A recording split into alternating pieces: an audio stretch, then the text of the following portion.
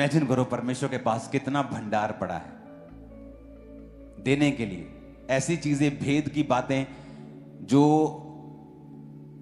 बहुत ही जबरदस्त रीति की हैं, जो ओपनली नहीं बताई जा सकती जब तक आप परमेश्वर के इतने करीब नहीं हैं कि आप उन्हें पचा सकें। आप वो बुद्धि की बातें, वो समझ की बातें।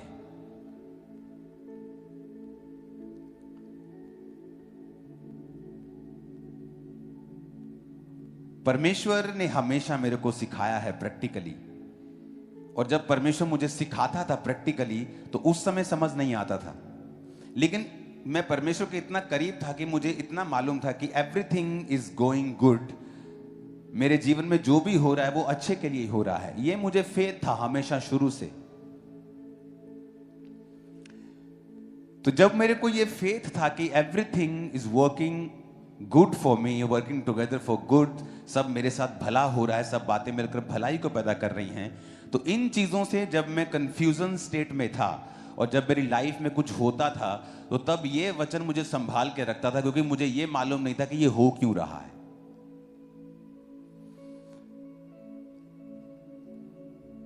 एक वेरी इंपॉर्टेंट वर्ड आपके लिए परमेश्वर जो देना चाहता है टुडे, वो है रेस्ट।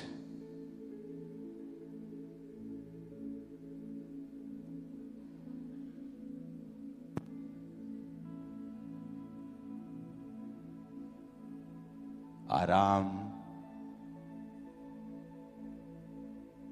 या विश्राम बोल लो। रेस्ट, सुनो मेरी बात बड़े ध्यान से। रेस्ट, रेस्ट, विश्राम।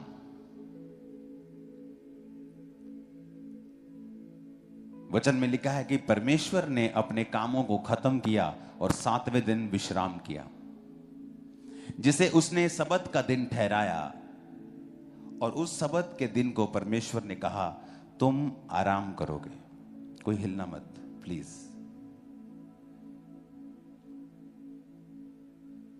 रेस्ट, गॉड ने कहा रेस्ट करो, और खुद रेस्ट की। जबकि परमेश्वर थकता नहीं, वो हाफता नहीं, वो कमजोर नहीं होता, उसकी एनर्जी कम नहीं होती, लेकिन इसके बावजूद उत्पत्ति 2 उसकी 1 से 3 आयत में लिखा है, यूं आकाश और पृथ्वी और उसकी सारी सेना का बनाना समाप्त हो गया, और परमेश्वर ने अपना काम जिससे वो करता था 7वें दिन समाप्त किया, और उसने अपने किए हुए विश्राम से काम से 7वें दिन विश्राम किया। और परमेश्वर ने 7वें दिन को आशीष दी और पवित्र ठहराया, क्योंकि उसमें उसने सृष्टि की रचना के अपने सारे काम से विश्राम लिया। तो वो 7वां दिन परमेश्वर ने उसमें आराम किया, ही रेस्ट। वो शनिवार का दिन था, जीसस क्राइस्ट के जी उठने के बाद रेस्ट का दिन स्पिरिचुअली वो संडे हो गया, क्योंकि जीसस क्राइस्ट उस दिन जी उठे और संडे का दिन ठहराया गया कि चर्च में आप जाएंगे और वचन को सुनेंगे और रेस्ट करेंगे। रेस्ट एक ऐसी चीज है जिससे शैतान फाइट करता है।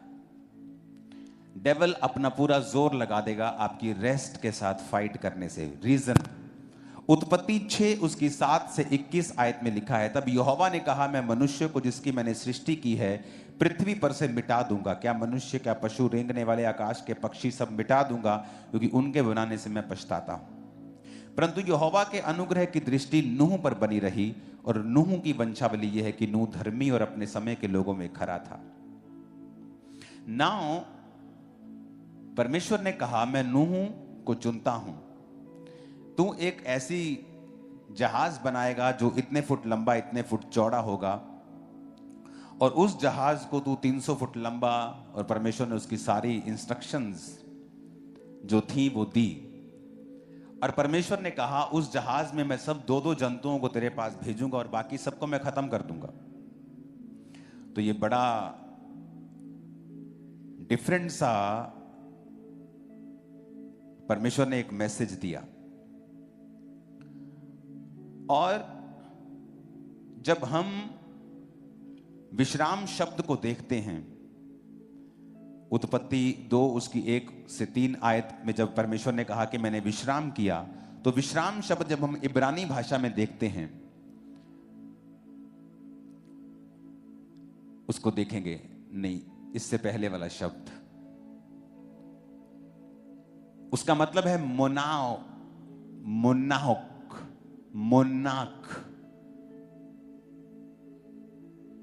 जिसका मतलब है the settled spot, A quite, A home, the place of rest.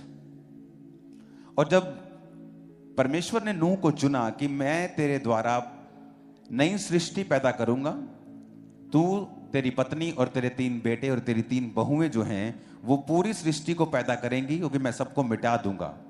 तो जब नूह को आप देखते हैं उत्पत्ति 6 में 7 से 21, जब परमेश्वर उससे बात कर रहे थे, तो परमेश्वर ने कहा तू उसकी 300 हाथ लंबाई, चौड़ाई 50 हाथ और ऊंचाई 30 हाथ की एक बनाकर उसका जहाज बनाकर उसकी पूरी परमेश्वर ने इंस्ट्रक्शन दी। जब आप 21 आयत पढ़ेंगे तो परमेश्वर ने कहा कि उस जहाज को जब तू बनाएगा, उसकी इतनी लंबाई इतनी चौड़ाई होनी चाहिए, वो गोपेर वृक्ष की लकड़ी का होना चाहिए, उसके अंदर अलग अलग कोठड़ियां होनी चाहिए, तो ये तूने बनाना है। अगर आप नूह को देखेंगे तो नूह का मतलब भी इब्रानी भाषा में जब आप देखते हैं, वो पहले वाला पिक्चर दिखाएंगे, नोआख, ये भी उसी विश्राम से निकला है जो परमेश्वर ने कहा था कि मैंने विश्राम किया। उसका मतलब था मोनोआख, इसका मतलब है नोआख, उसका था मोनोआख, यानी जो नूह है वो विश्राम, उसका मतलब था रेस्ट। नूह का मतलब है रेस्ट, यानी जीसस ने, यहोवा पिता ने उस व्यक्ति को चुना जो रेस्ट में था। रेस्ट में, वेरी इंपॉर्टेंट। अगर आप प्रभु के लिए इस्तेमाल होना चाहते हैं, 3 प्रकार की रेस्ट आपकी लाइफ में होनी चाहिए। अपने पड़ोसी को बोलो 3 प्रकार की रेस्ट। फिर से बोलो अपने पड़ोसी को। पहली रेस्ट जो आपकी लाइफ में होनी चाहिए, इसको हटा देंगे अब,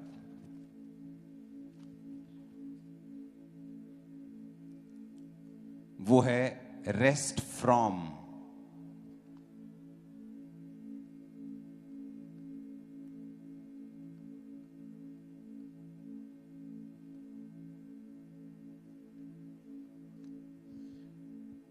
मत्ती 11 उसकी 28 से 30 में लिखा है, जीसस ने कहा, मेरे पास आओ हे परिश्रम करने वालों और बोझ से दबे हुए लोगों, मैं तुम्हें विश्राम दूंगा। रेस्ट फ्रॉम सिन, पाप का भार। डेविल फाइट करता है रेस्ट से, याद रखना। कोई व्यक्ति जो स्पिरिचुअल रेस्ट में नहीं है, मेंटल रेस्ट में नहीं है और फिजिकल रेस्ट में नहीं है, परमेश्वर उसे इस्तेमाल नहीं कर पाते हैं। अगर आप चाहते हैं कि मैं आज मेंटरशिप वाली अनॉइंटिंग में ही हूं, मैं सेम वर्ड आपको दे रहा हूं, ये पास्टर्स के लिए वचन है, थोड़ा डीप। 3 स्टेट में आप रेस्ट करते हैं, और अगर तीनों रेस्ट आपकी लाइफ में नहीं है तो आप रेस शुरू करेंगे, बीच में छोड़ देंगे, सेवा आपकी छूट जाएगी। बहुत से लोगों की छूट जाती है। आज वो कुछ इंटरनेट पे शुरू करते हैं, कोई सुसमाचार शुरू करते हैं, कोई न्यूज़पेपर शुरू करते हैं क्राइस्ट का, आप देखते हैं बीच में छोड़ जाते हैं लोग, क्योंकि आपको नहीं पता है किस तरह से मुझे कंटिन्यू करना है। तो रेस्ट फ्रॉम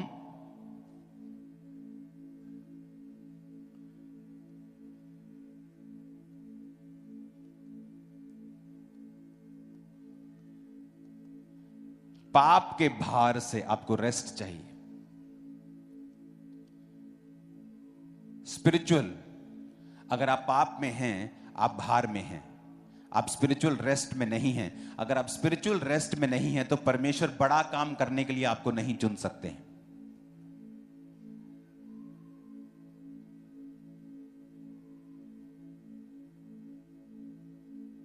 एक प्रकार की रेस्ट है रेस्ट इन, रेस्ट फ्रॉम सिन। अपना भार परमेश्वर ने कहा मुझे दे दे। अगर आप कंटिन्यू पाप में हैं, आप कंटिन्यू सिन में हैं, आप खुदा के वचन से दूर हैं, आप रेस्ट में नहीं हैं, आप स्पिरिचुअली बर्डन्ड हैं, आपकी आत्मा पे भार है, आप बड़ा काम नहीं कर सकते हैं। फिर लिखा है रेस्ट इन,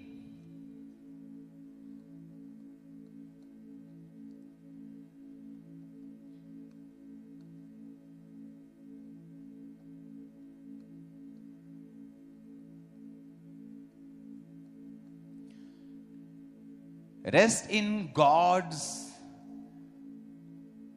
प्रेजेंस।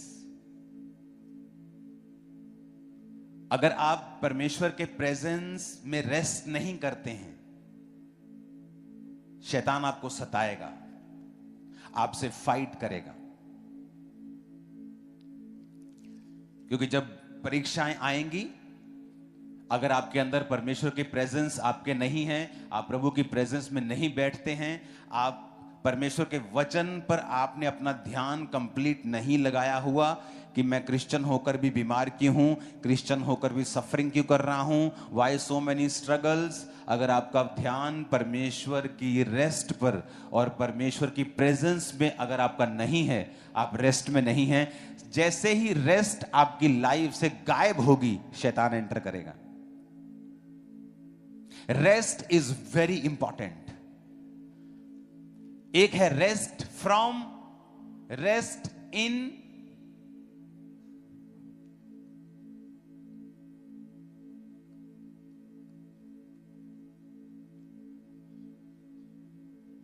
तीसरा है रेस्ट विद।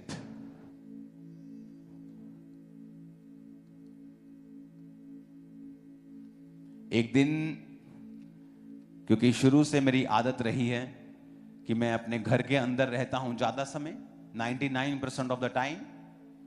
मैं संडे आपके पास था, उसके बाद मैं घर में था। ट्यूसडे आपके पास था, उसके बाद मैं घर में था। थर्सडे आपके पास हूं, फिर मैं घर में हूं। संडे निकलूंगा, फिर मैं घर में। जो लोग बाहर से आते हैं और देखते हैं, वो बोलते हैं ये कैसी लाइफ आप जी रहे हैं। लेकिन मैं भी रेस्ट के लिए समय निकालता हूं, और ये जो थर्ड रेस्ट है, ये है रेस्ट विद योर बॉडी, अपने शरीर से, अपनी फैमिली के साथ। You have to rest.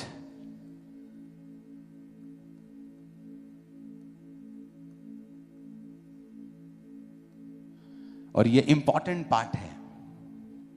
एक दिन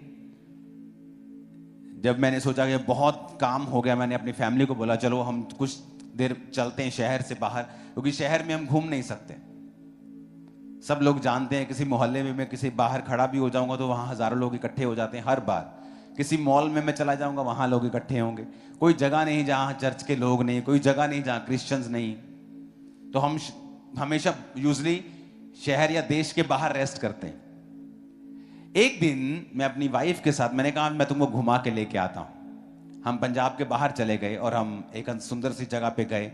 वो होटल था लेक के ऊपर बना हुआ। मैंने कहा यहां हम थोड़ी देर, एक हफ्ता रेस्ट करेंगे, प्रेयर करेंगे, फिजिकल रेस्ट करेंगे आराम से। प्रार्थना तो हम छोड़ते नहीं, यहां आओ बाहर। सडनली जैसे ही आप वहां पहुंचे, एक दिन में मैसेज आया, ओह पापा जी फलाना टीम मेंबर छोड़ गया चर्च। हम डाउट में चले जाते हैं कि मैं क्या सही कर रहा हूं, मैं यहां घूमने आया हूं, ये कुछ शारीरिक चीज तो नहीं है। क्योंकि अगर शारीरिक है तो शायद मेरे पे अटैक शैतान ने किया, क्योंकि मैं शारीरिक चीज कर रहा हूं। क्योंकि आप जब मसीह में बढ़ रहे होते, सीख रहे होते हैं, आपको कुछ चीजें पता नहीं चलती क्या हो रहा है। बट सडनली परमेश्वर की आत्मा ने उसी वक्त मुझसे कहा कि यू आर डूइंग वेल, तू अच्छा कर रहा है। पर मेरे को पूरी तरह से मालूम नहीं था कि ये क्यों हो रहा है। जैसे जैसे मैं क्राइस्ट में बढ़ा, जैसे जैसे मसीह में मैं बढ़ा, तो मुझको मालूम हुआ कि जब भी मैं रेस्ट करने के लिए कहीं भी गया, शैतान ने हमेशा मेरी रेस्ट को खराब करने की कोशिश की।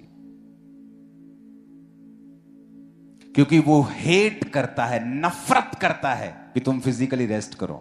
क्योंकि उसे पता है ये इसकी body is the anointing carrier, इसका जो शरीर है ये अनॉइंटिंग को कैरी करने वाला है। ये जो ये जो शरीर, ये जो पौलुस कहता है कि परमेश्वर ने जो असीम सामर्थ्य है वो तुम्हारे मिट्टी के बर्तनों में रखी है। एक बहुत बड़े परमेश्वर के दास को इस्तेमाल करने से पहले परमेश्वर ने कहा, क्या तू चाहता है कि मैं तुझे लंबा लेके जाऊं बहुत दूर तक और तू अपनी सेवा को अच्छा अंत कर सके? कहता हां। परमेश्वर ने कहा रेस्ट करना सीख,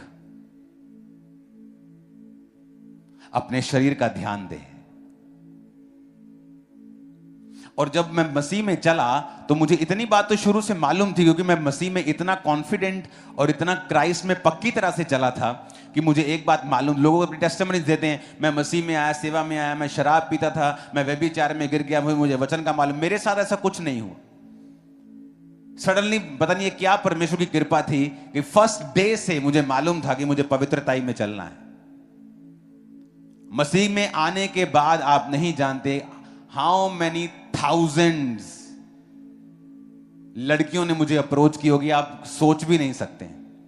अपनी फैमिली के साथ मुझसे मिलने आया करती थी शादी के प्रपोजल लेके, अपनी फैमिली को साथ लेके। आप इमेजिन कर सकते अकेली कितनी होंगी, मैसेज कितने आ गए, आप इमेजिन नहीं कर सकते। बट मेरी एक भी रिलेशनशिप नहीं थी मसीह में आने के बाद से लेके मेरी शादी तक, नेवर, जीरो, कभी नहीं। मुझे मालूम था शुरू से, और यही चीज मेरे अंदर एक हियाव को पैदा करती थी कि मैंने जो मुझे मालूम था मैंने सब कुछ किया है, तो मेरे साथ कभी गलत नहीं हो सकता। फिर ये मेरे साथ ऐसा हुआ कि सडनली मैं प्लेन में था बैठा हुआ, मैं कहीं से क्रूसेड से फॉरेन से वापस आ रहा था, फैमिली साथ नहीं थी, मुझे मालूम है मैं अकेला था वहां पे। और सडनली परमेश्वर का आत्मा मुझ पे उतरा, प्लेन बैठे सीट पर बैठे, किसी को नहीं पता क्या हो रहा है यहां पे, लोग आ रहे हैं जा रहे हैं, मैं आराम से अपनी सीट पे बैठा हूं। और सडनली परमेश्वर का आत्मा मुझ पे उतरा और एक अजीम शांति मेरे हार्ट पे आ गई। ये वो अलग शांति थी जो आप नेचुरली फील करते हैं या आप जस्ट शांत हैं, ये जस्ट उससे कहीं अधिक अलग थी। ये एक अजीब सा मसाज, शांति और खुदावंद की प्रेजेंस प्लेन में मुझ पे आई। और जैसे परमेश्वर की शांति मुझ पे आई, सडनली एक मैसेज मुझे आता है कि फलाना फलाना व्यक्ति छोड़ के चला गया। तब परमेश्वर की आत्मा ने मुझे सिखाना शुरू किया, माय सन, मैं चाहता हूं तू रेस्ट करे फिजिकली, मेंटली, और जो जो व्यक्ति तेरी रेस्ट को खराब कर रहे हैं मैं उनको तेरे जीवन से निकाल रहा हूं। यानी परमेश्वर मुझे कर्स नहीं कर रहा था, वो मुझे ब्लेस कर रहा था। और सडनली मैंने रियलाइज किया, आफ्टर वो प्रूनिंग, जो छंटनी के बाद कुछ महीने की छंटनी जब मैंने चर्च में की, टीम में की, सडनली मैंने रियलाइज किया कि मेरी रेस्ट बहुत नेक्स्ट लेवल तक बढ़ चुकी है।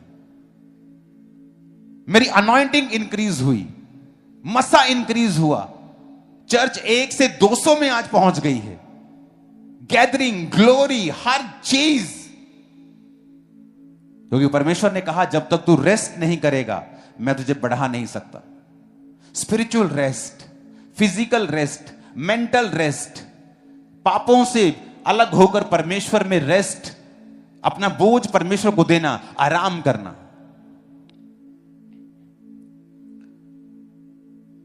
जब भी आप रेस्ट करने की कोशिश करेंगे शैतान आपसे फाइट करेगा। अब वो समय बीत चुका है। अब अगर मैं अपनी फैमिली के साथ कहीं रेस्ट कर रहा हूं, मुझे कोई मतलब नहीं क्या हो रहा है किसी की लाइफ में, कोई आ रहा है कोई जा रहा है, डोंट वरी, खुदा हमारे साथ है, उसे प्रूफ कर चुका है।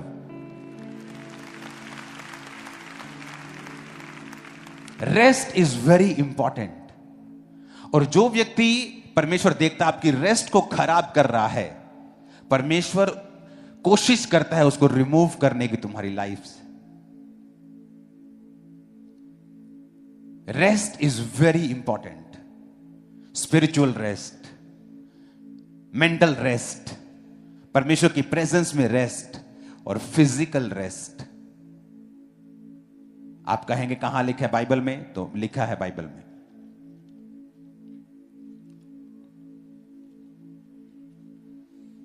बाइबल में लिखा है, निर्गमन 20 उसकी 8 से 11 में लिखा है, 9 में पढ़ूंगा, 6 दिन तू परिश्रम करके सब काम करना, लेकिन परंतु 7वां दिन तेरे परमेश्वर यहोवा के लिए विश्राम दिन है, जिसमें ना तो किसी भांति का काम काज करना, ना तेरा बेटा, ना बेटी, ना दास, ना दासी, ना पशु, ना परदेशी, जो कोई तेरे फाटकों में तेरे भीतर हो, उसे विश्राम करना। एक जगह बाइबल में लिखा है ताकि वो लोग अपने जी को ठंडा कर सकें। फिजिकल रेस्ट की बात हो रही है। मत्ती 11:28 में लिखा है वो स्पिरिचुअल रेस्ट की बात हो रही है।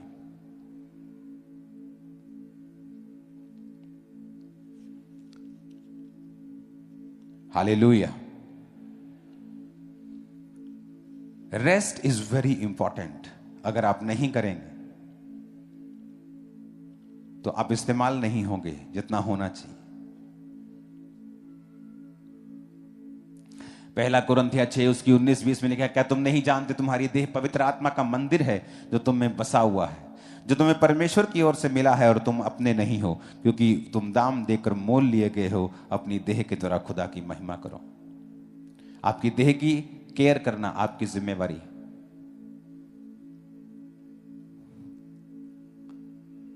हालेलुया। आप जानते हैं इंडिया के लोग कितना कम जी रहे हैं?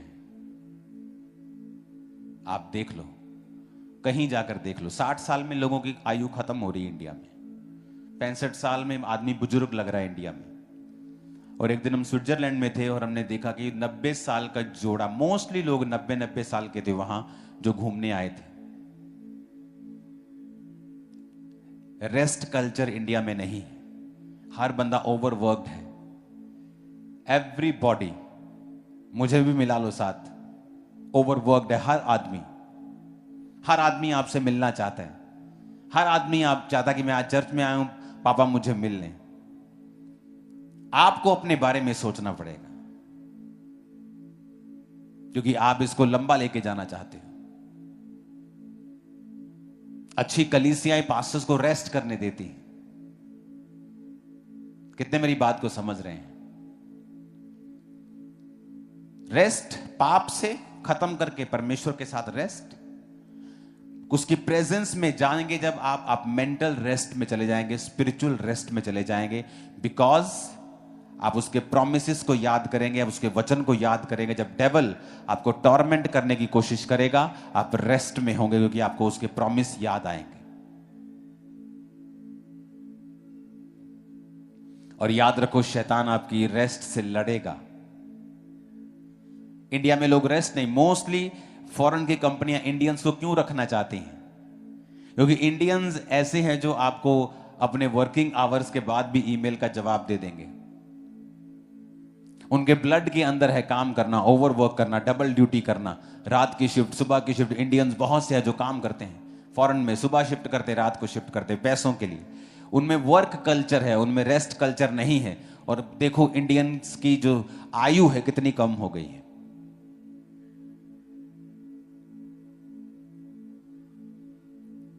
आपको एक दिन अपने आप को देना है फुल रेस्ट करने के लिए।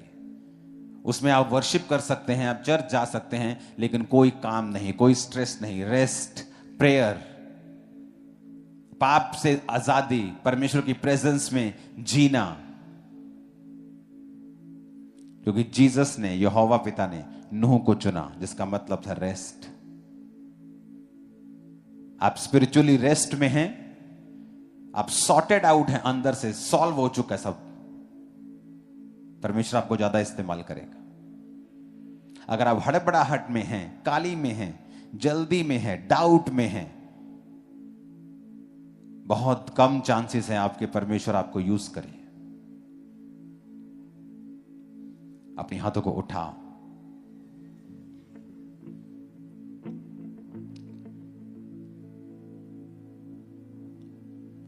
यहोवा एलोहिम,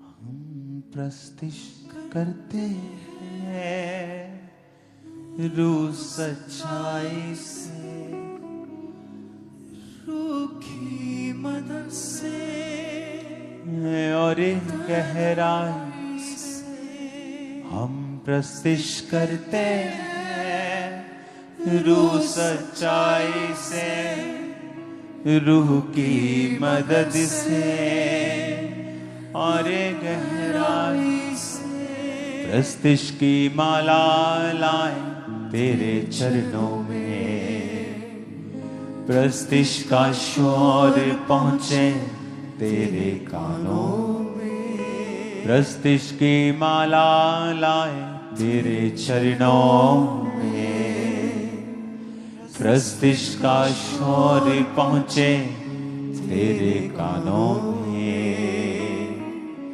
यहोवा एलोही, यहोवा एलोही। उठा अपने हाथों को। इस संडे आपने फॉर्म्स को भरा है, आपको कल से कॉल्स आनी स्टार्ट हो जाएंगी। आज जो फॉर्म आप भरेंगे कल से आपको कॉल्स आनी भी स्टार्ट हो जाएंगी। फॉर्म भर के पीछे जो येलो बॉक्सेस हैं आपको उनमें डालना है।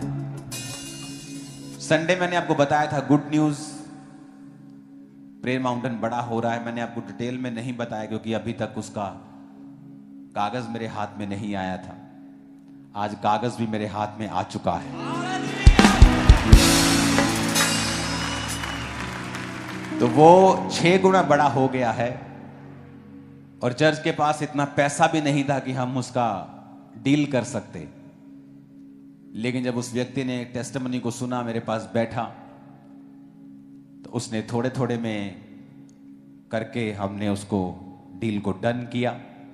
डील कंप्लीट हो चुकी है। और इसलिए संडे मैंने आपको सीड के बारे में नहीं बोला क्योंकि अभी तक वो भी शुरू नहीं हुआ था। इस संडे 25,000 चेयर लगी थी चर्च में। उससे पिछले संडे भी लगी थी लेकिन वीडियो नहीं बनी थी तो मैंने दिखाया नहीं। तो 10,000 चेयर हम ऐड कर रहे हैं दिसंबर महीने में, सिर्फ 1 महीने के लिए 10,000 चेयर्स। 10,000 चेयर्स आपके लिए सुनने में अच्छा है, लेकिन चर्च के ऊपर 40 लाख रुपए का एक्स्ट्रा खर्चा है 1 महीने का।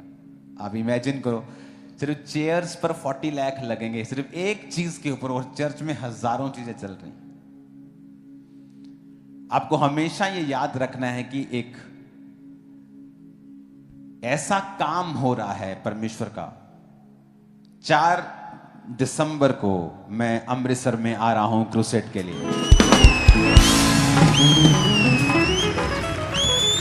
परमेश्वर ने, मॉर्निंग में प्रेयर में था, खुदावंद ने मुझसे कहा कि तुझे क्रूसेड करना है। मैंने कहा हाँ प्रभु मैं करूंगा, मार्च आने दो मैं करूंगा। क्योंकि हमेशा मार्च से शुरू होते हैं, मार्च अप्रैल मई जून, फिर जुलाई अगस्त को बंद होते हैं, बारिश के दिन सितंबर बंद होते हैं, 20 सितंबर भी शुरू होते हैं, अक्टूबर चलता है। तो परमेश्वर ने कहा नहीं, अब सिर्फ गर्मियों में नहीं होंगे, सर्दियों में भी क्रूसेड्स होंगे। तो सर्दियों में भी अमृतसर में होगा, उसके बाद फिरोजपुर साइड, उसके बहुत सारे प्लेसेस हैं वहां होंगे। तो पहला अमृतसर से होगा 4 दिसंबर सुबह का होगा। सर्दियों में सुबह के क्रूसेड्स होते हैं। तो याद रखो, अब क्रूसेड्स सर्दियां हो गर्मियां हो, सिर्फ बारिशों में छुट्टी मिला करेगी 1-1.5 महीना, तो बारिशों में फॉरेन में क्रूसेड्स होते हैं। तो क्रूसेड्स अब कंटिन्यू रहेंगे, वो सर्दियां हो गर्मियां हो। तो आपको ये मालूम होना चाहिए कि हर क्रूसेड मिनिस्ट्री कर रही है, और क्रूसेड्स पे आप नहीं जानते कितना खर्चा होता है, कितनी चीजें होती हैं। तो दिसंबर महीने में 2 क्रूसेड्स हैं, इसके बाद भी अमृतसर के बाद भी एक क्रूसेड है, और उसके बाद रैली है। रैली के लिए लाखों चीजें छपाई गई हैं, लाखों चीजों की तैयारी हो चुकी है। तो हर चीज, और दिसंबर में ही 10,000 चेयर्स आएंगी क्रिसमस मीटिंग के लिए, और उसके बाद वो गैदरिंग हमेशा रेगुलर में चली जाती है जो क्रिसमस पे होती है। हम जानते हैं ये पैटर्न रहा है चर्च का सालों से, कि जितने क्रिसमस पे होते हैं वो उस साल अगले साल में रेगुलर में हो जाते हैं चर्च में। तो एक क्रिसमस के लिए चर्च के बैक हैंड साइड एक 2.5 एकड़ की जगह है जिसको तैयार कर लिया गया है। तो वो वहाँ 10,000 चेयर्स ऐड कर दी जाएगी। थर्ड फोर्थ ओवरफ्लो हॉल जो है वो रेडी हो जाएगा अगले महीने, तो वो क्रिसमस के लिए होगा। तो आपको अपने बीजों को रेडी रखना है इस बड़ी मीटिंग में जो नवंबर की होगी, या उससे पहले भी अगर आप अपने बीजों को ला सकते हैं, क्योंकि वो शुरू हो चुका है।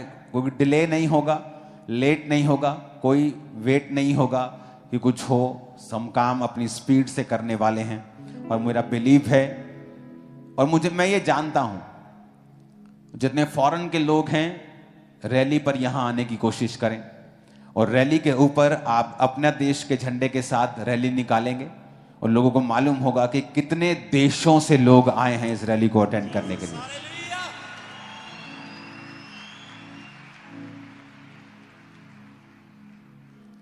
तो बहुत जल्द आपने इस चीज के लिए प्रार्थना भी करनी है कि बहुत सारी चीजें देश के बाहर भी मिनिस्ट्री कर रही है, और बहुत जल्द मैं फिर अमेरिका में चला जाऊंगा कुछ देर के लिए, कोई ऑफिशियल मीटिंग्स के लिए, कुछ और कामों के लिए, क्रूसेड्स के लिए, कनाडा में क्रूसेड्स के लिए। आपको हमेशा याद रखना है कि कुछ बड़ा हो रहा है। Back of the scene big thing happening, big big very big. Hallelujah.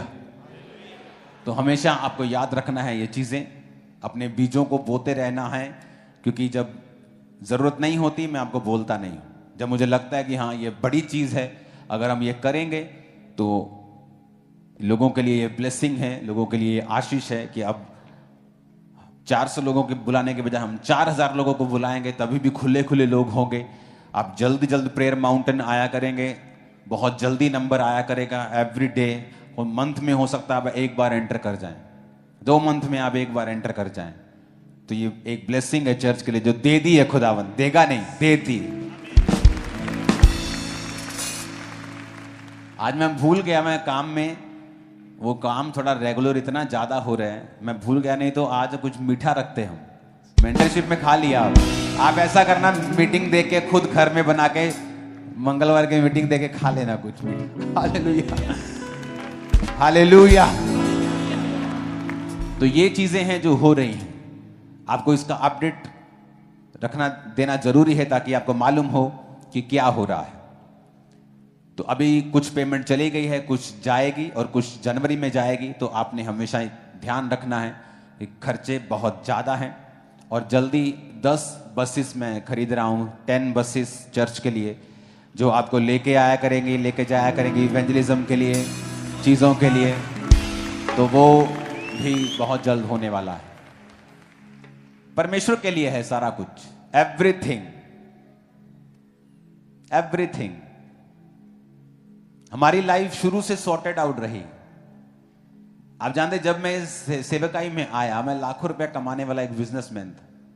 तो मुझे एक डॉक्टर साहब मिले जो मसीह में थे। उन्होंने कहा कि मैंने पहली बार देखा है कि ऐसा पास्टर जो अपनी लाइफ में फाइनेंशियली सॉर्टेड आउट है। कहते प्रभु आपको बहुत यूज करेगा, क्योंकि आप फाइनेंशियली अपनी लाइफ में आप सॉर्टेड हैं, आपको कोई चीज चाहिए नहीं। क्योंकि लोग मुझे हमेशा, जब मैं फॉरेन में जाता था, आप शॉपिंग कर लो, आप यहाँ चले जाओ, वहां चलते हैं। मुझे किसी चीज का शौक, मैं सब कुछ देख दाख के परमेश्वर में आया था। कोई चीज मुझे ऐसे नहीं था कि ओ वाह, ओ तेरी तो आईफोन, ओ बल्ले बल्ले बल्ले। मुझे कोई चीज का ऐसा वो हशो पशो नहीं था शुरू से। वो सेटिस्फैक्शन थी मेरी लाइफ में। और बहुत सारे ट्रबल थे, मेंटल, फिजिकल, जो मेरी लाइफ में थे। फाइनेंशियल मेरी लाइफ में कभी ट्रबल नहीं रहा। जब मैं मसीह में नहीं था तब भी नहीं था, लेकिन मसीह में आने के बाद हमने बरकत पाई है, हम बड़े हैं, ब्लेस्ड हुए हैं। हालेलुया। मसीह में आने से पहले मेरी फैमिली कर्जे में थी। हमारा बिजनेस बड़ा था, लेकिन आप पता, बड़े बाबू लोग, बिजनेस बड़े होते, कर्जे उससे बड़े होते। हम वो बाबू थे, बिजनेस भी बड़ा, कर्जे भी बड़े। लेकिन परमेश्वर ने, जब 2004 में परमेश्वर में मैं आया, उसने मेरी फैमिली को ब्लेस किया, जबकि वो नॉन बिलीवर थे। क्योंकि घर से एक बिलीवर था तो पूरी फैमिली ब्लेस होती थी।